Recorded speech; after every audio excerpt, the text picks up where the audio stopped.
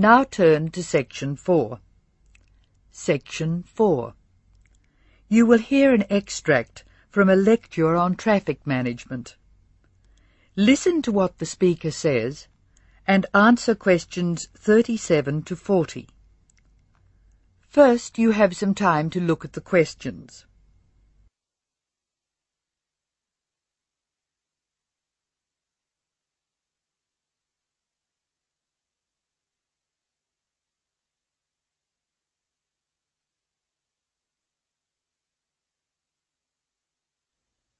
Now listen carefully and answer questions 37 and 38. Tick all the relevant boxes in each column. Good afternoon. I'm Tom Fisher, and I'll be lecturing you on traffic management this term. Before we go any further, I thought you should look at the sort of problems we've inherited. And inherited, or received as a legacy from those before us, is just the word for our situation. Many of our major cities were built long before the car was thought of, and the road system evolved from the goat tracks followed by the early inhabitants.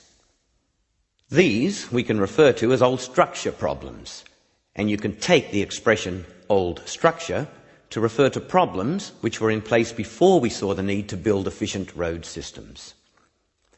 Old structure problems are easily demonstrated in London, New York, Sydney and Paris. Let's look at each city in turn. London has a most confusing road system, which is forgivable because it's a very old city. I'll talk more about the ring roads later. New York is laid out on a grid which makes it easier to find your way around. But it's an enormous city, and the sheer pressure of numbers strangles the roads. Sydney has narrow streets in the centre of the city, and the new roadworks are not keeping up. Paris has wide streets, but it's still the victim of old structure problems, like Rome and Edinburgh. Tokyo is another city with old structure problems compounded by a huge population, like New York. Cities which do not have these old structure problems are Houston, Los Angeles and Dallas.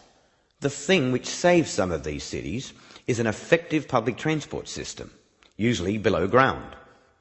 London has an old but effective underground train system known as the Tube, and a comprehensive bus and train system above ground.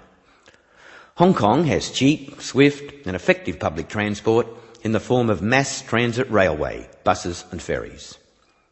Paris has the Metro Underground Railway, which carries tens of thousands of people daily, and a large bus system.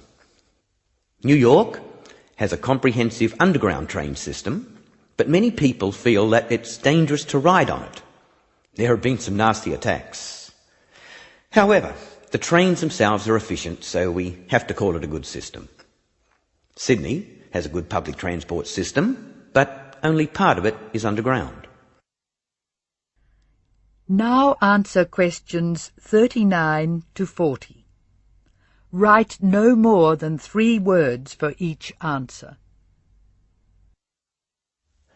Notably absent from this discussion of cities with good public transport are the cities I nominated previously as not having old structure problems: Houston, Los Angeles and Dallas. Let's start with Dallas, a very wealthy city in Texas which has grown up in an era when cars were considered to be essential to move about. It has an excellent road system, as does Houston, another new city with wise city leaders who insisted on good roads. However, the public transport system in both Houston and Dallas is extremely poor. As a result, travel in Dallas and Houston is easy except for peak hour, when a 20-minute run can expand to more than an hour in traffic jams. Los Angeles suffers from chronic highway blockages, despite efforts to encourage people to use public transport. Cities with good road systems and no old structure problems can use other methods to reduce the number of vehicles travelling together at peak hour. Flexi time is one good method. Offices open and close at different times, so people are travelling to and from work at different times. Vehicles carrying more than one person can use special priority lanes, which means they can travel more quickly.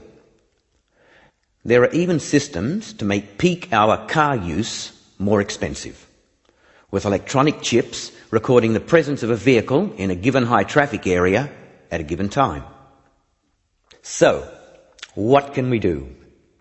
The rest of this course will be devoted to looking at the conflicting demands of road users and relating the use of the private car to other aspects of the economy.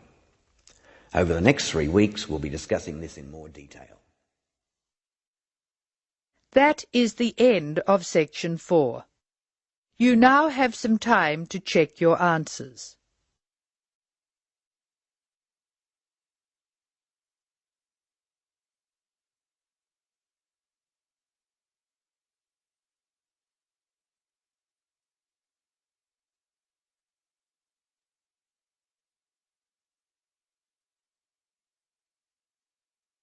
That is the end of Listening Practice Test 1.